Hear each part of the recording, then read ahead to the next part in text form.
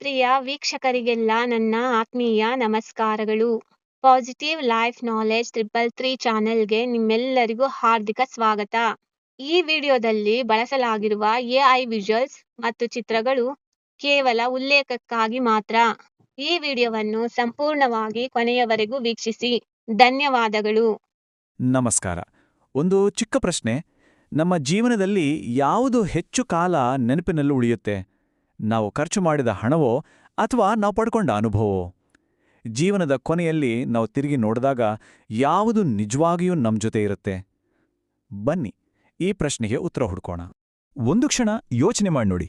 ನಮ್ಮ ಇಡೀ ಎಜುಕೇಷನ್ಗೆ ಅಂದ್ರೆ ಕೆಜಿಯಿಂದ ಹಿಡಿದು ನಮ್ಮ ಕೊನೆ ಡಿಗ್ರಿವರೆಗೂ ಒಟ್ಟು ಎಷ್ಟು ದುಡ್ಡು ಖರ್ಚಾಗಿದೆ ಅಂತ ನಿಖರವಾಗಿ ಹೇಳೋದಕ್ಕಾಗತ್ತಾ? ಬಹುಶಃ ಇಲ್ಲ ಅಲ್ವಾ? ಆ ಕಣಕು ಯಾರಿಗೂ ಅಷ್ಟು ಸುಲಭವಾಗಿ ನೆನ್ಪಿರಲ್ಲ. ಆ ಖರ್ಚಿನ ಲೆಕ್ಕಾಚಾರ ಮರ್ತೋಗಿರ್ಬೋದು, ಆದ್ರೆ ಆ ಸ್ಕೂಲ್ ಕಾಲೇಜ್ ದಿನಗಳು, ಫ್ರೆಂಡ್ಸ್ ಜೊತೆಗಿನ ಆ ನಗು, ಕಲಿತ ಪಾಠಗಳು ಇದೆಲ್ಲ ನೆನ್ಪಿದೆಯಲ್ವಾ? ನೋಡಿ, ದುಡ್ಡಿನ ಲೆಕ್ಕ ಮಾಯವಾಗಿದೆ, ಆದ್ರೆ ಆ ಅನುಭವ ಮಾತ್ರ ನಮ್ಜೊತೆ ಶಾಶ್ವತವಾಗಿ ಉಳಿದಿದೆ. ಸರಿ, ಇದೇ ತತ್ವ ನಮ್ಮ ಜೀವನದ ಬೇರೆ ಬೇರೆ ಮುಖ್ಯ ಘಟ್ಟಗಳಲ್ಲಿ ಹೇಗೆ ಕೆಲಸ ಮಾಡುತ್ತೆ ಅಂತ ನೋಡೋಣ. ಒಂದು ವೇಳೆ ನಮ್ಮ ಅಥವಾ ನಮ್ಮರಿಗೆ ಯಾವುದಾದ್ರೂ ದೊಡ್ಡ ಆರೋಗ್ಯ ಸಮಸ್ಯೆ ಬಂತು ಅಂತ ಅನ್ಕೊಳ್ಳೋಣ. ಇದೆಷ್ಟು ನಿಜ ಅಲ್ವಾ? ಆಸ್ಪತ್ರೆಗೆ ಕಟ್ಟಿದ ಬಿಲ್ ಎಷ್ಟಾಯ್ತು ಅಂತ ಸ್ವಲ್ಪ ದಿನಗಳ ನಂತರ ಮರ್ತೋಗ್ಬೋದು.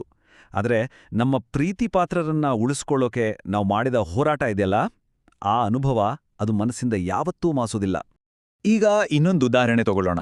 ಪ್ರತಿಯೊಬ್ಬರ ಜೀವನದಲ್ಲೂ ಬರುವಂತಹ ಒಂದು ಅದ್ಭುತ ಕ್ಷಣ, ಮಗುವಿನ ಜನನ. ಡೆಲಿವರಿಗೆ ಎಷ್ಟು ಖರ್ಚಾಯ್ತು ಅನ್ನೋದು ಯಾರಿಗೂ ಹೆಚ್ಚು ಕಾಲ ನೆನಪಿರಲ್ಲ. ಆದರೆ ಮೊದಲ ಬಾರಿಗೆ ಮಗುವನ್ನ ಕೈಗೆತ್ಕೊಂಡ ಆ ಕ್ಷಣ, ಅವನ್ ಫೀಲಿಂಗ್, ಅಬ್ಬಾ, ಅದು ಜೀವನ ಪೂರ್ತಿ ನಮ್ಮ ಜೊತೆ ಇರುತ್ತೆ. ಈ ಮಾತು ಎಲ್ಲವನ್ನೂ ಹೇಳ್ಬಿಡುತ್ತೆ. ನೋಡಿ, ನಮ್ಮ ಪರಿಸ್ಥಿತಿ ಹೇಗೇ ಇರ್ಲಿ, ಶ್ರೀಮಂತಿಕೆ ಇರ್ಲಿ ಅಥವಾ ಬಡತನವಿರ್ಲಿ, ಜೀವನ ಅನ್ನೋ ಪ್ರಯಾಣಕ್ಕೆ ಅನುಭವಗಳೇ ದಾರಿ. ಕೊನೆಗೆ ನಮ್ಮ ಜೊತೆ ಉಳಿಯೋದು ನಾವು ಎಷ್ಟು ಸಂಪಾದನೆ ಮಾಡಿದ್ವಿ ಅನ್ನೋದಲ್ಲ, ಬದಲಿಗೆ ನಾವು ಏನೆಲ್ಲ ಅನುಭವಿಸಿದ್ವಿ ಅನ್ನೋದು ಮಾತ್ರ. ಸರಿ, ಹಾಗಿದ್ರೆ ನಮ್ಮ ಜೀವನವನ್ನು ರೂಪಿಸಿದ ಆ ಮೊದಲ ಅನುಭವಗಳ ಬಗ್ಗೆ ಮಾತಾಡೋಣ. ಇದಕ್ಕೆಲ್ಲ ಬೆಲೆ ಕಟ್ಟೋಕಾಗುತ್ತಾ? ಯಾರ ಸಹಾಯನೂ ಇಲ್ಲದೆ ಮೊದಲ ಬಾರಿಗೆ ಸೈಕಲ್ ಓಡಿಸಿದ ಆ ಕ್ಷಣ ನೆನಪಿದೆಯಾ? ಆ ಸೈಕಲ್ ಬೆಲೆ ಎಷ್ಟಿತ್ತು ಅಂತ ಈಗ ಮರ್ತೋಗಿರ್ಬೋದು, ಆದ್ರೆ ಆ ಗೆಲುವಿನ ಅನುಭವ ಮಾತ್ರ ಇವತ್ತಿಗೂ ಹಚ್ಚಸರು.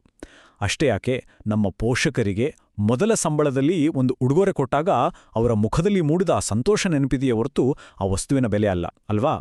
ಇವೆಲ್ಲದಕ್ಕೂ ಬೆಲೆ ಕಟ್ಟೋಕೆ ಆಗಲ್ಲ. ಹಾಗಿದ್ರೆ ಶ್ರೀಮಂತ ಜೀವನ ಅಂದ್ರೆ ಏನು ಅನ್ನೋದನ್ನ ನಾವು ಬೇರೆ ರೀತಿ ನೋಡ್ಬೇಕಾಗತ್ತೆ. ನಮ್ಮ ಫೋಕಸ್ಸನ್ನ ದುಡ್ಡಿನಿಂದ ಅನುಭವಗಳ ಕಡೆಗೆ, ಸಂಬಂಧಗಳ ಕಡೆಗೆ ಶಿಫ್ಟ್ ಮಾಡೋಣ. ಅಂದ್ರೆ ಅನುಭವ ಅನ್ನೋದೇ ನಮ್ಮ ಜೀವನದ ನಿಜವಾದ ಕರೆನ್ಸಿ. ನೋಡಿ, ದುಡ್ಡು ಬರುತ್ತೆ, ಹೋಗುತ್ತೆ, ಆದರೆ ನಾವು ಗಳಿಸಿದ ಅನುಭವಗಳು ನಮ್ಮ ನೆನಪುಗಳಾಗಿ, ನಮ್ಮ ವ್ಯಕ್ತಿತ್ವದ ಒಂದು ಭಾಗವಾಗಿ ಯಾವತ್ತಿಗೂ ನಮ್ಮ ಜೊತೆಯಲ್ಲೇ ಇಲ್ತವೆ. ಇದು ತುಂಬಾ ಇಂಪಾರ್ಟೆಂಟ್ ಪಾಯಿಂಟ್. ದೇಶದ ಆರ್ಥಿಕತೆಯಲ್ಲಿ ಹಿನ್ನಡೆ ಇರಬಹುದು, ಆದರೆ ನಮ್ಮ ಜೀವನದ ಕ್ವಾಲಿಟಿಯಲ್ಲಿ, ನಮ್ಮ ಖುಷಿಯಲ್ಲಿ ಯಾವುದೇ ಕಾರಣಕ್ಕೂ ಹಿನ್ನಡೆ ಆಗ್ಬಾರ್ದು. ಅದಕ್ಕೆ ನಾವೇ ಅವಕಾಶ ಕೊಡಬಾರ್ದು.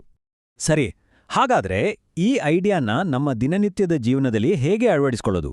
ಶ್ರೀಮಂತ ಅನುಭವಗಳನ್ನ ಪಡೆಯೋಕೆ ನಾವು ಶ್ರೀಮಂತರಾಗಿರಬೇಕಾಗಿಲ್ಲ ಅನ್ನೋದನ್ನ ಅರ್ಥ ಮಾಡ್ಕೊಳ್ಳೋಣ. ದೊಡ್ಡದಾಗಿ ತೀರ್ಥಯಾತ್ರೆ ಮಾಡೋಕೆ ದುಡ್ಡಿಲ್ಲ ಅಂದ್ರೂ ಪರವಾಗಿಲ್ಲ, ನಮ್ಮ ತಂದೆ ತಾಯಿನ ಹತ್ರ ಇರೋ ದೇವಸ್ಥಾನಕ್ಕೆ ಕರ್ಕೊಂಡು ಹೋಗ್ಬೋದು ಅಲ್ವಾ? ಫಾರಿನ್ ಟ್ರಿಪ್ ಹೋಗೋಕಾಗ್ಲಿಲ್ಲ ಅಂದ್ರೆ ಮಕ್ಕಳ ಜೊತೆ ಹತ್ರದ ಪಾರ್ಕ್ನಲ್ಲಿ ಆಟ ಆಡ್ಬೋದು. ಈ ಥರದ ಚಿಕ್ಕ ಚಿಕ್ಕ ಕ್ಷಣಗಳೇ ನಮಗೆ ಬೆಲೆ ಕಟ್ಟಲಾಗದ ಅನುಭವಗಳನ್ನು ಕೊಡುತ್ತವೆ. ನಿಜ ಹೇಳ್ಬೇಕಂದ್ರೆ ಇದಕ್ಕೆಲ್ಲ ಜಾಸ್ತಿ ಹಣ ಬೇಕೇ ಇಲ್ಲ. ನಾವು ಎಷ್ಟೋ ಸರಿ ದುಡ್ಡಿಲ್ಲ ಅಂತ ಸುಲಭವಾಗಿ ಒಂದು ಕಾರಣ ಕೊಟ್ಬಿಡ್ತೀವಿ. ಆದರೆ ಒಂದ್ಸಲ ಯೋಚನೆ ಮಾಡಿ ನೋಡಿ, ಪ್ರೀತಿ, ಕಾಳಜಿ, ಆರೋಗ್ಯ, ಜ್ಞಾನ, ಸಂತೋಷ, ಈ ತರಹದ ಬೆಲೆ ಕಟ್ಟಲಾಗದ ಅನುಭವಗಳಿಗೆ ನಿಜವಾಗ್ಲೂ ದುಡ್ಡಿನ ಅವಶ್ಯಕತೆ ಇದೆಯಾ? ಇಲ್ಲ. ಬೇಕಾಗಿರೋದು ಸ್ವಲ್ಪ ಮನಸ್ಸು ಮತ್ತು ಸ್ವಲ್ಪ ಸಮಯ ಅಷ್ಟೇ. ಒಂದು ವಿಷಯ ನೆನ್ಪಿನಲ್ಲಿರ್ಲಿ, ಇವತ್ತಿನ ನಮ್ಮ ಹಣಕಾಸಿನ ಪರಿಸ್ಥಿತಿ ನಾಳೆ ಬದಲಾಗ್ಬೋದು, ಆದರೆ ಕಳೆದೋದ ಸಮಯ ಯಾವತ್ತೂ ವಾಪಸ್ ಬರಲ್ಲ. ಹಾಗಾಗಿ ಮುಂದೆಂದೋ ಒಂದು ದಿನ ಅಯ್ಯೋ ಆ ಟೈಮ್ನಲ್ಲಿ ಆ ಅನುಭವನ ಮಿಸ್ ಮಾಡ್ಕೊಂಡೇನಲ್ಲ ಅಂತ ಕೊರಗೋದಕ್ಕಿಂತ ಇವತ್ತಿನಿಂದಲೇ ಜೀವನವನ್ನ ಅನುಭವಿಸೋಕೆ ಶುರು ಮಾಡೋಣ. ಹೌದು, ಇಷ್ಟೊತ್ತು ನಾವು ಮಾತಾಡಿದ್ರ ಸಾರಾಂಶ ಇಷ್ಟೇ. ದುಡ್ಡಿನ ಲೆಕ್ಕಗಳು ಮರೆತು ಹೋಗ್ತವೆ, ಆದರೆ ನಾವು ಅನುಭವಿಸಿದ ಕ್ಷಣಗಳು, ಕಲಿತ ಪಾಠಗಳು ಜೀವನ ಪರ್ಯಂತ ನಮ್ಮ ನೆನಪಿನಲ್ಲಿ ಶಾಶ್ವತವಾಗಿ ಉಳಿಯುತ್ತವೆ. ಹಾಗಿದ್ರೆ ಕೊನೆಯದಾಗಿ ಒಂದು ಪ್ರಶ್ನೆ. ಇವತ್ತು ನಮ್ಮ ಜೀವನಕ್ಕೆ ಯಾವ ಹೊಸ ಅನುಭವವನ್ನು ಸೇರಿಸ್ಕೊಳ್ತಿದ್ದೇವೆ? ಬನ್ನಿ, ಅನುಭವಗಳನ್ನು ಸಂಪಾದಿಸೋಣ, ಜೀವನವನ್ನು ನಿಜವಾದ ಅರ್ಥದಲ್ಲಿ ಜೀವಿಸೋಣ. ಧನ್ಯವಾದ.